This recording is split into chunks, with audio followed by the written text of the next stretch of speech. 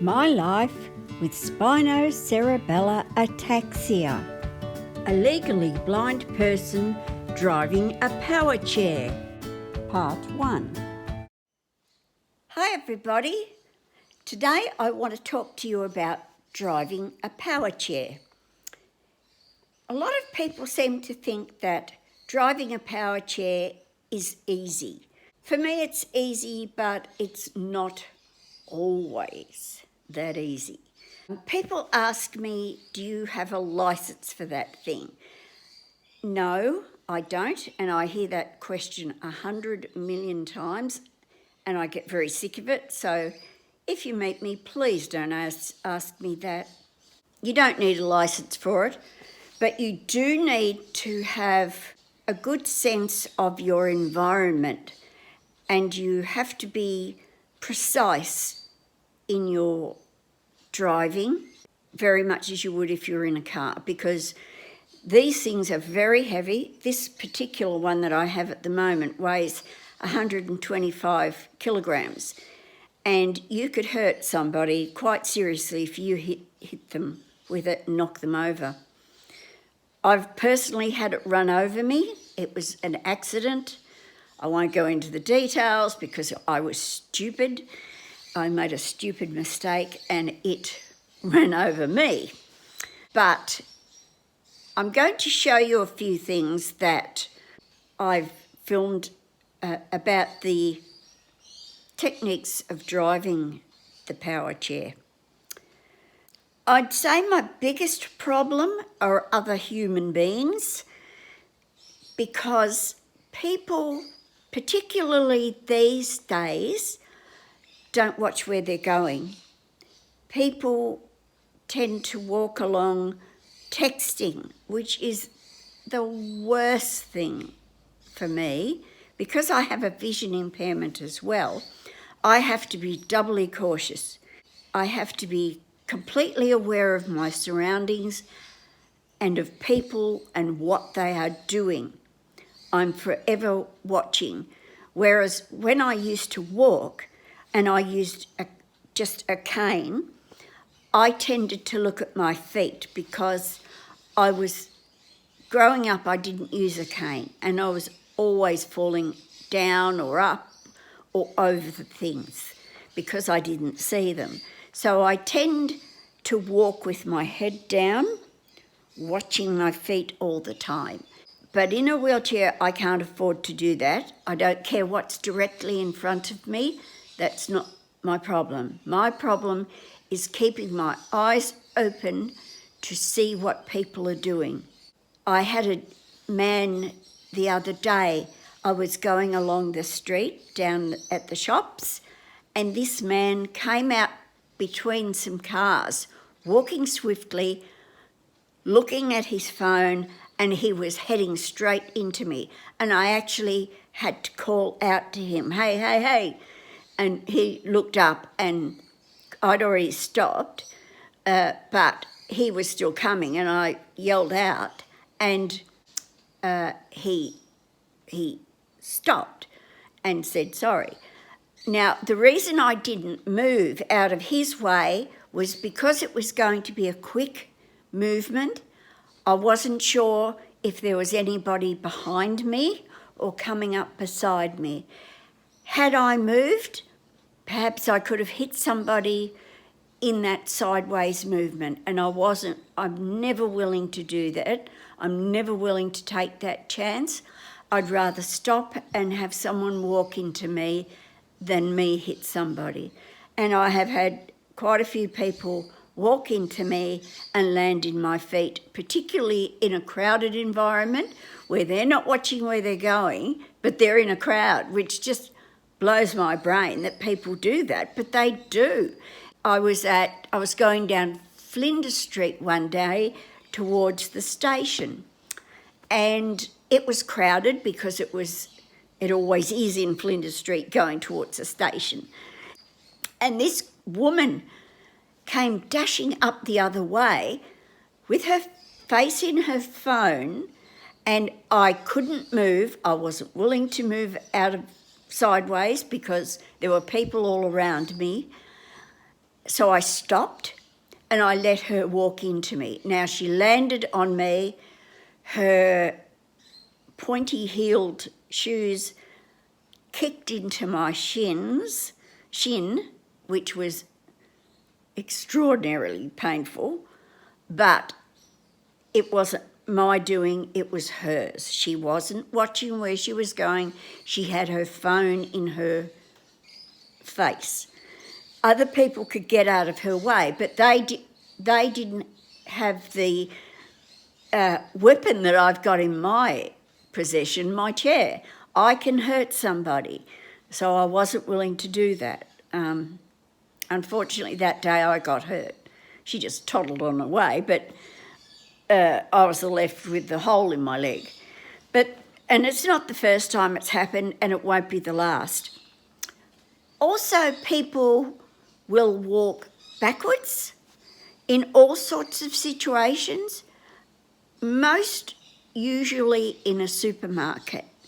I have to be vigilant when I'm in a supermarket because someone could be in the aisle looking at stuff. There's plenty of room for me to pass behind them. However, I have to watch them carefully and go very slow and be ready to put my hand out to stop them on, their back, because people will step backwards in a supermarket. I don't know why, it's just something they do. They must be looking at their item and they go back a bit further perhaps. I don't know why, but it happens to me all the time, and it's something I'm fully aware of, and I always have my hand ready. With my particular Powerchair, all of its movements are controlled by this one device. That is my controller. And everything I do comes from this part of the wheelchair, Powerchair, I should say. Now, to turn it on, I press that lever upwards and it's now on and ready to go.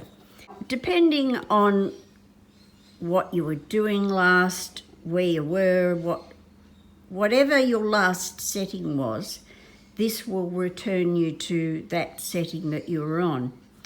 But we'll start with the basic setting. This is level 1. This is the slowest speed that you can go. It's not actually, I can make it go slower, which I'll show you in a moment. But this is less than walking pace. I don't use this very often. I'll use it in a crowded place or a department store that's crowded, that sort of thing, or within the house perhaps, or not so much my house because it's got plenty of open space, but someone else's home which hasn't got as much space or wide doorways as mine, I'll use this. Or again, if I'm going through a normal door that's just a regular door, I'll put it on to this speed because I have to be extremely careful not to hit the door frame. So I'll use this speed when going through that. I can make it go even smaller, a real slower, a real snail's pace by turning this dial.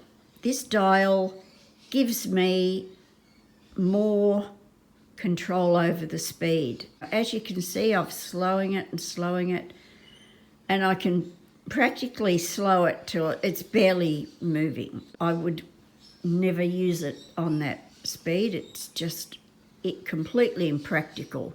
It's not fast enough to get out of anyone's way or anything. So I personally don't use that speed. Someone else might, but that's a personal choice.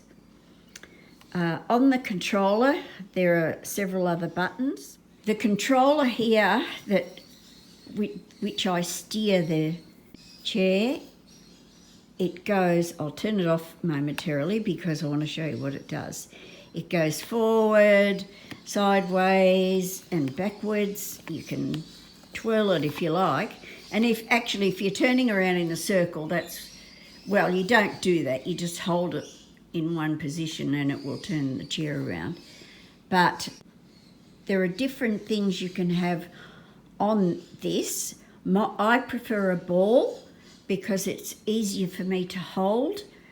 I don't get a tired hand with the ball. I used to have a little nipple, I suppose you'd call it, but I had to use just with my fingers and I found that was very tiring.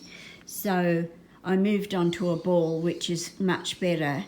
Some people will have a handle type of grip so that it's easier for them to turn it that way and this way.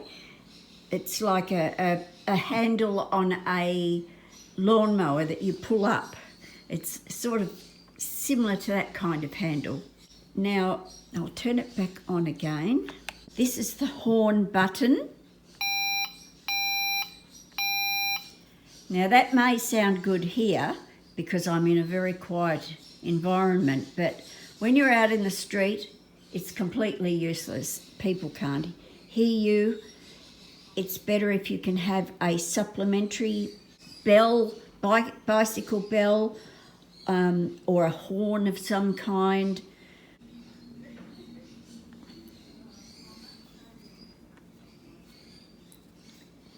This button, the lowest button on the control, is where I enter my settings mode.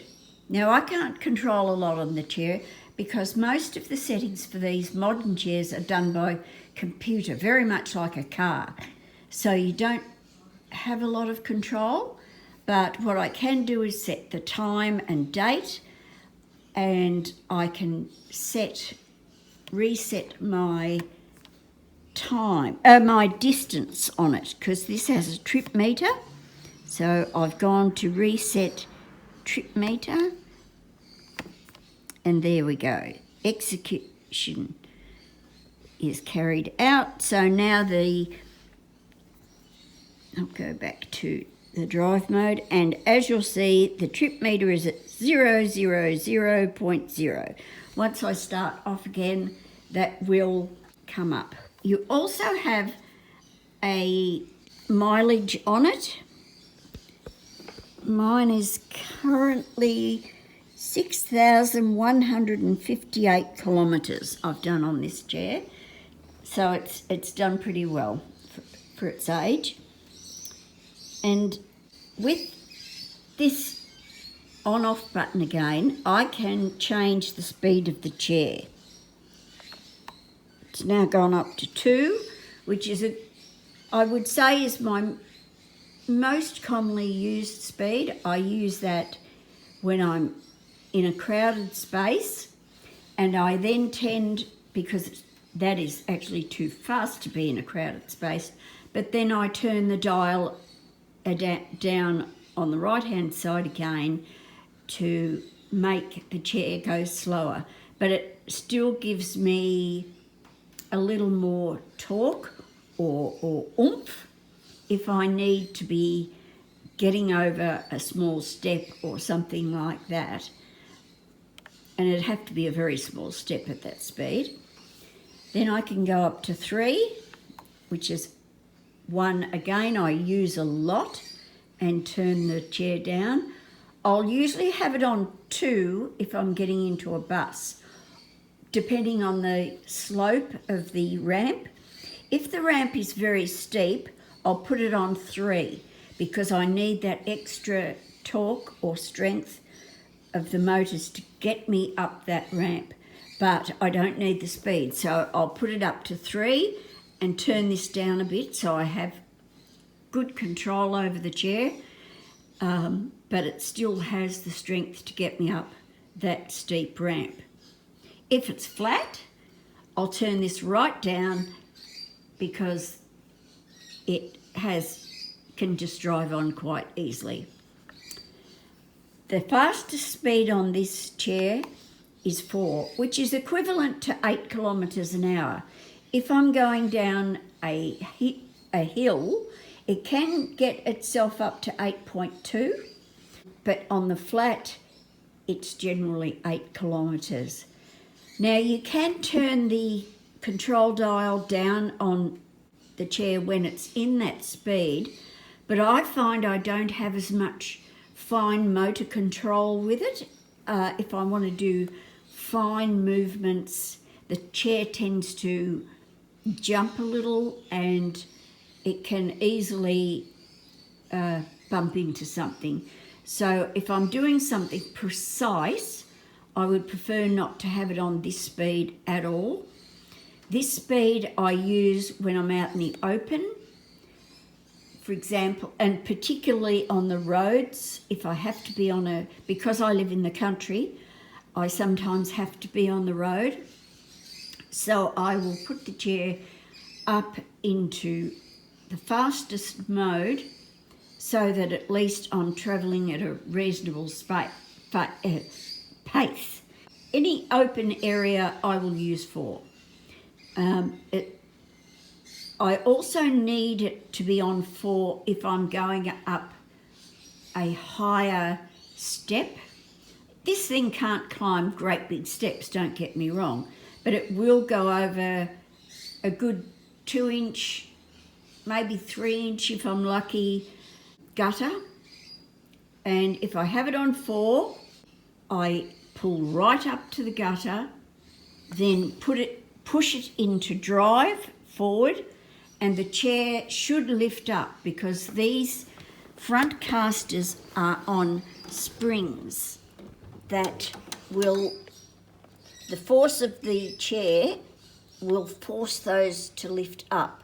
Now that's in theory. I'm not saying it happens all the time. Sometimes it just stays there. And this chair being so old now, it doesn't always want to do the things that it used to do. This chair also comes with a child lock, which I find very handy, if there's children around, because children go for this joystick as soon as they can. Their hands just go for it because, game. So I turn the chair off to put it into child lock mode. I can push it up till it... I did it then. You heard the beep? The screen's gone off. Now a kid can push any buttons they like. They can even turn it on or try to turn it on. The power will come on, but it is not functioning. They can't do anything with it. I'm not going to show you how I get it out of the child lock mode because I also use this mode when I'm I want to go into a shop that is inaccessible and I have to use a walking aid to get in there.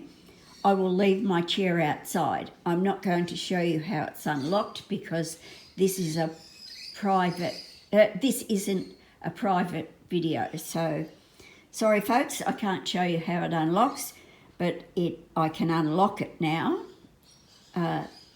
and be on my merry way. But this is a good, safe thing that people can't take my chair and kids can't do themselves or myself or anyone else any damage.